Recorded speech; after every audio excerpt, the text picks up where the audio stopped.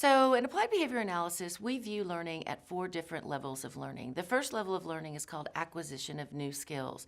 And when we're at an acquisition level, which in pre-K or PPCD, you most likely will be at acquisition level learning, you're going to be using significant prompting and significant reinforcement.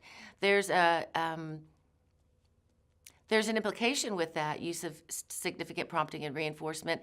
It's probably going to be one-on-one learning for a short time at least, so that you can establish that skill within the child's repertoire. At Fluency, we're talking about the speed at which a behavior occurs or the rate at which a behavior occurs. So with Fluency, you're going to be fading your prompts and fading your reinforcement, which also has implications for your ratio because you're not giving such a continuous schedule of reinforcement and such heavy prompting. You then are able to work with different children. So we want to get to that fluency.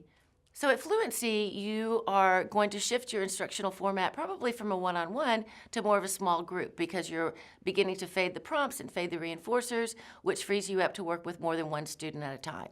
All right, the next level of learning is called maintenance, and that's where you've taught the child the skill, they're able to demonstrate it in the absence of prompts and in the absence of reinforcers. So the skill of the behavior is being performed, and you can work with all kinds of other kiddos because the student doesn't need prompting and reinforcement at that level of skill or behavioral maintenance.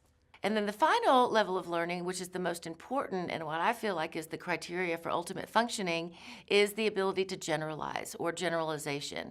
And generalization occurs when the child can perform the skill or the behavior in 3 different settings with 3 different people, 3 different types of materials, and even in the presence of 3 different types of cues or prompts. So for example, when a child can engage in appropriate toy play at home, in the classroom, and on the playground, that's said to have been generalized across settings.